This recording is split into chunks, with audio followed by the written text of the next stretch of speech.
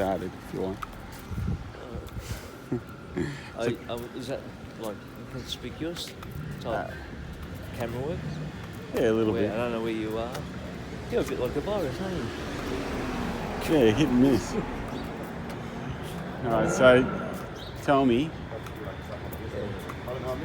what's changed in Richmond? Oh, now the environment's changed because of the so-called coronavirus, etc.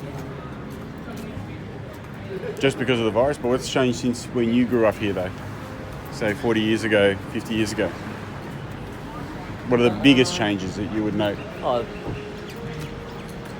the back of Dimmies, the apartments, has changed, added on.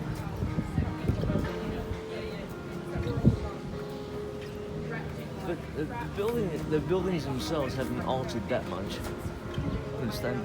They've stayed quite traditional. Mm-hmm. Yeah, any major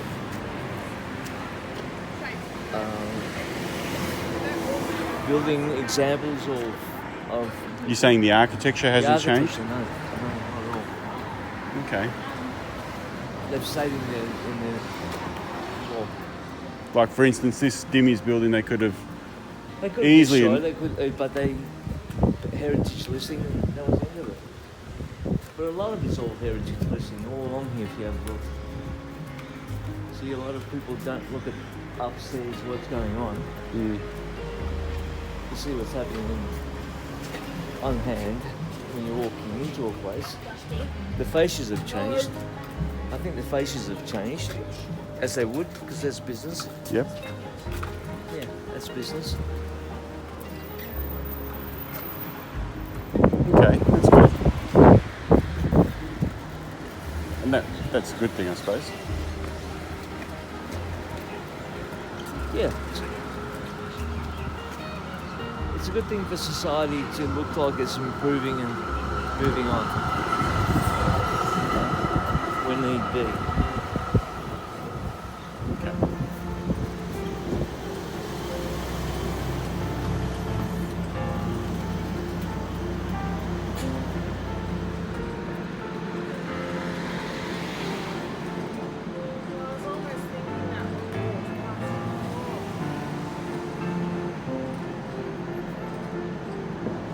I'm surprised.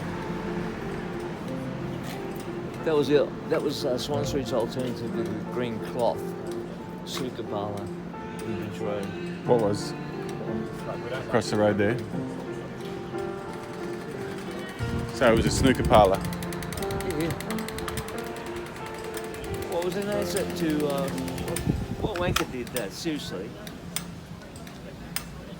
what hit that? Shit.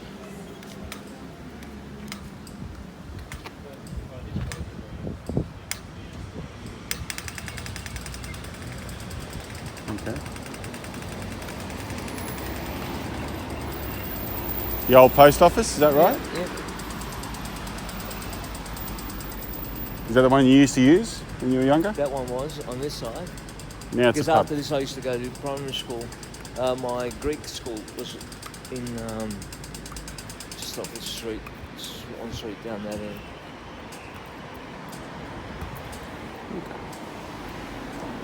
So were you here during the grand finals when Yeah, Richmond won and yeah, this yeah, and yeah.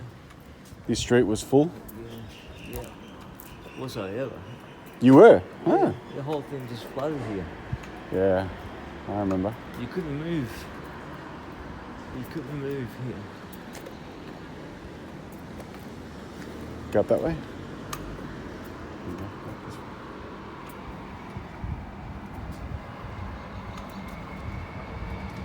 And the Corner Hotel? Yeah, I never really visited much the Corner Hotel. All bands used to play here. Well, they still do. They still do. Yeah, a fair bit of history here.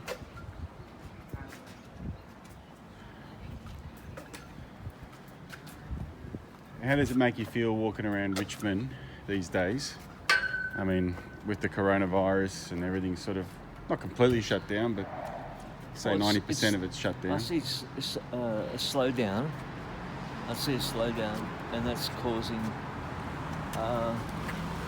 in movement anyway,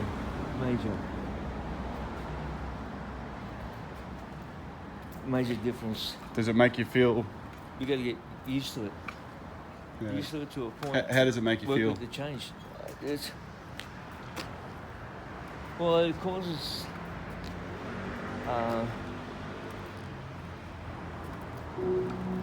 strange senses that Explain. you can't.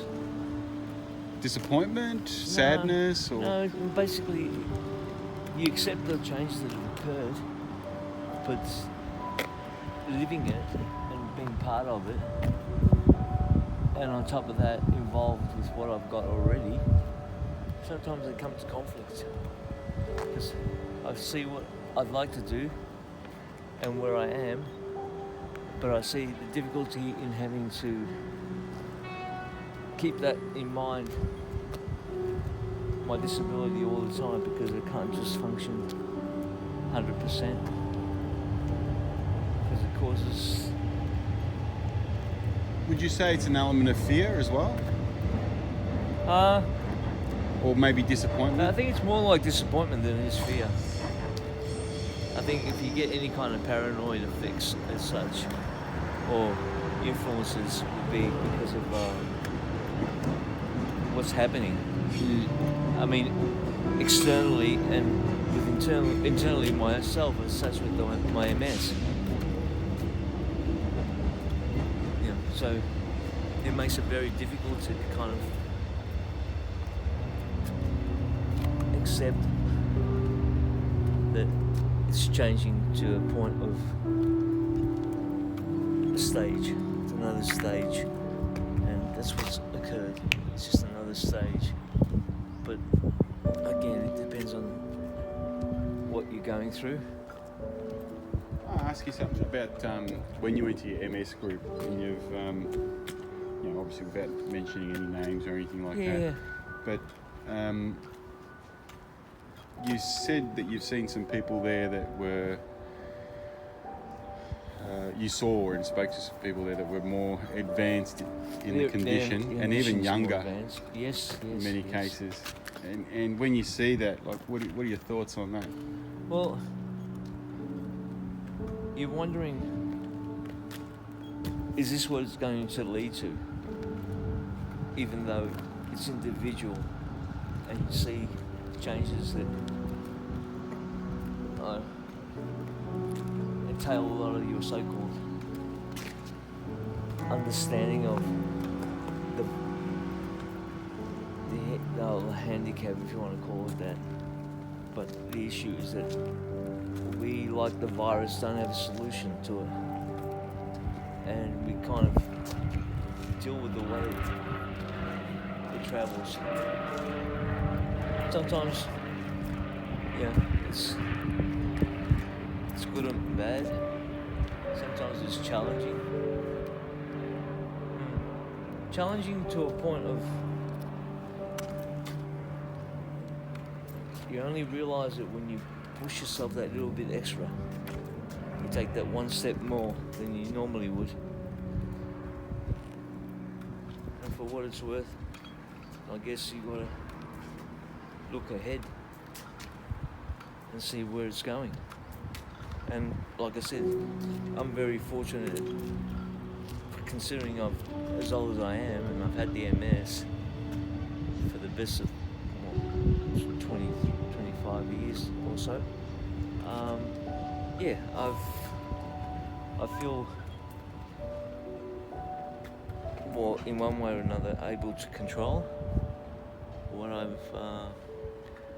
able to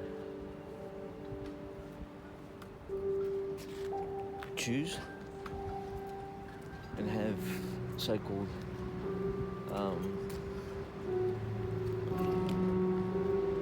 decisions that I take on. You mean when you say decisions, can you elaborate? Oh, you take on a challenge and you do it for a reason. You do it because one, it's a indicator of personally you are able to continue on to some sort of normality.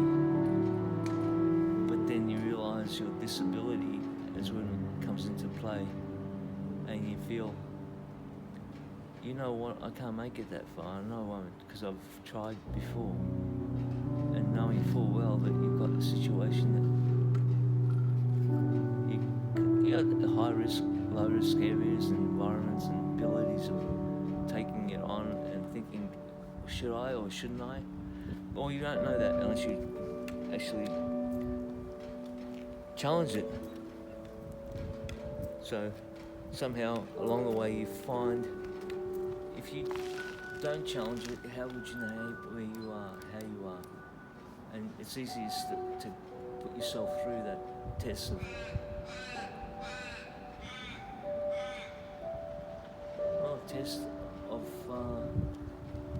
choice, whether you think I want to do it, I can do it, or I can't do it any longer. I know I can't do it. So that is a reality check, and that's what it brings on. It brings on reality checks. But again, that reality check is what makes you feel disappointed, ultimately, or well, disappointed to a point where I underestimated the degree of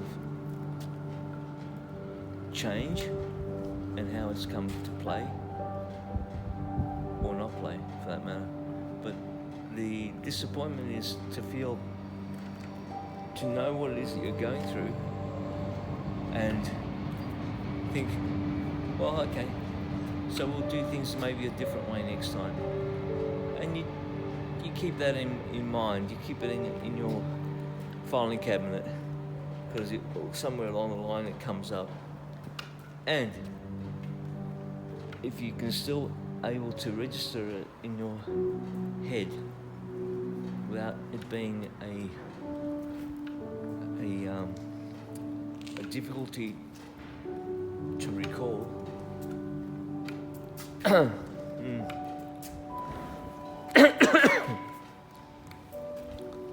yeah, the difficulty to recall is very hard, because you are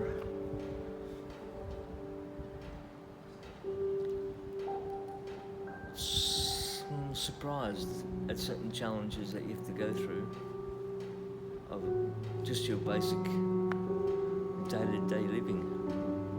Can be at times hard, because you really have a situation that occurs that you don't know much about it, and you don't have much in the way of other people who can give you more of a clear. Are you saying because line. It's still something that is being, and they know what it does, but they still haven't found a cure? Is that what you mean? No, medicine just doesn't have a cure. It has. So you're they referring know to exactly what you're it referring does. to cures, that there's. Oh, the MS, yeah, as in taking headache tablets or anything. It doesn't work that way. It's something that's ongoing, and it's in the system as such. And to try and clear it up or challenge it to a point of, well, maybe this might work. This might be able to try and test. That's all you do. It's what your whole ongoing situation is. It's all hit and miss. It's all fall down, pick up, and start again. And that's what occurs. And you get that through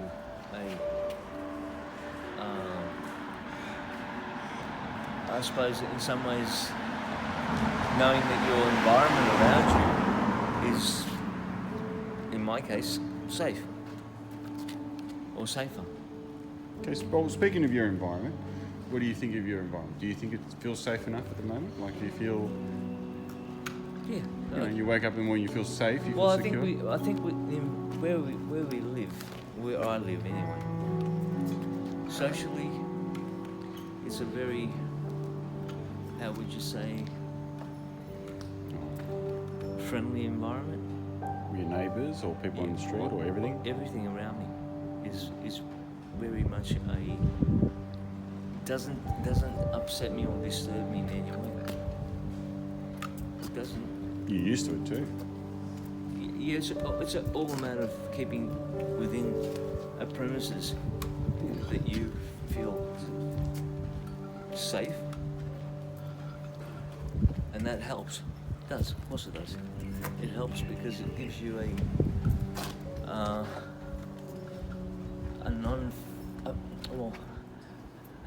ability to not fear. Are you saying familiarity gives you? Yeah, well, yeah, feeling safe. Gives you that security. Safe, basically. Yeah. That's what. Familiarity with your environment. With your environment, yeah, of course, yeah. Okay. Yeah. So unless, that helps, of course it does. It helps in a lot of ways, mentally, physically. It's something that you feel like I know the answers, I know what to do, and I know my risks, and I take on what I feel comfortable with. But it's your environment around you which makes you feel that way. So, and the people around you. So, Okay. it's not as if you got to, handle people all the time, but you handle what you think you feel you can get on top of. So the streets, going back to the history of this place a little bit more, because you've got probably more than most people in this area. You've got a lot of knowledge about the history, and that's because you've lived here most of your life. So you've seen all these changes. You remember some of the neighbours that used to live there, some of the structures that used to be there, some of the ones that are a lot of structures that are still there. Well, I've seen a lot of development in different ways, where I guess if that's progress, it's progress. We can't change so many things. But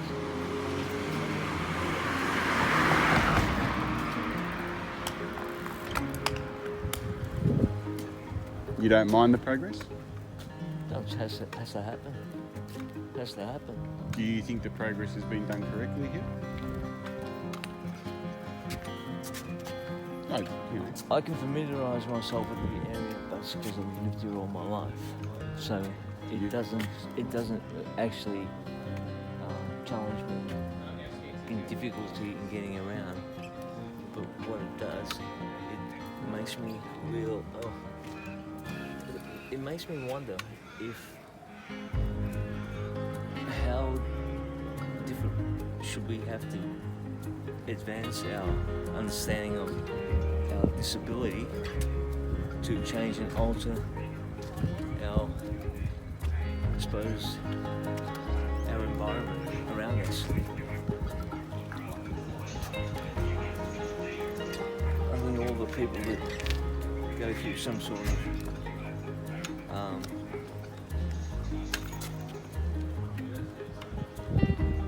awareness of reality, and when you challenge yourself and you find that yes I can't, and why? Well, I guess your physical ability, your mental ability all plays a role in where you are and how you're travelling. Okay. You have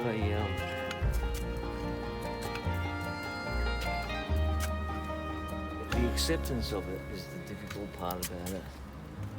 That you feel you... Accepting the disability. Yes.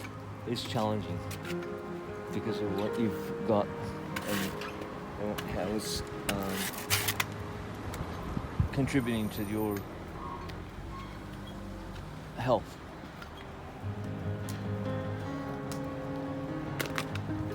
So, on that note, how do you feel about the assistance that you're getting, through, in this case we're talking about NDIS or anything to do with the government assistance? Do you feel fortunate? Do you feel lucky? I'm fortunate because I'm at the level that I'm at with my disability. It's able to be managed. I think the difficulty part about it, you see it when you stress yourself out. Maybe for no apparent reason, but you are finding your level of disability inconvenient to a point of what you can and can't do.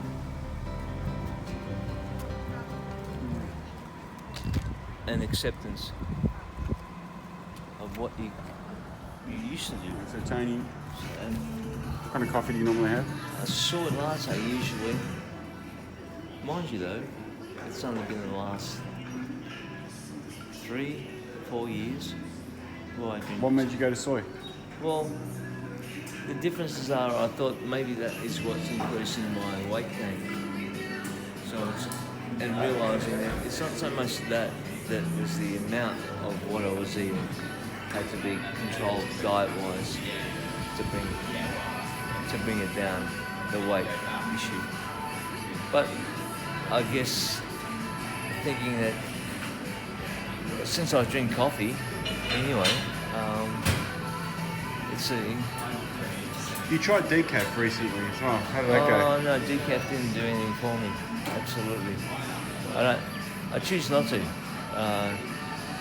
Decaffeinated didn't really do much for me as such. The taste is not there. But then again, some of the diets are Were you recommended to try decaf? to try, yeah, but I didn't like it because I didn't like, the taste. Personally, I can't blame It was you. the taste, yeah.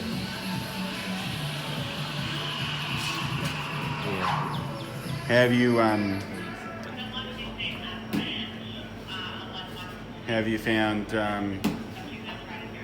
the coffee culture at the moment now during this whole time? Yeah. Well, it's definitely grown.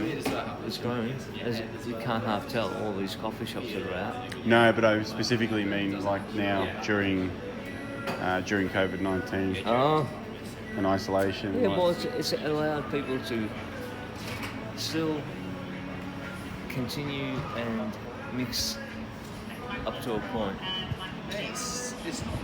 But the involvement has become more of a situation that has affected some people to a point of doing things. Yeah, of course it has. It's affected people in what they're, say the culture as such. But it's not so much that. I think it's more that getting it together and being able to deal and do things without too many hesitations. Where now you can't really, because of the, you have to be flexible. Yeah, maybe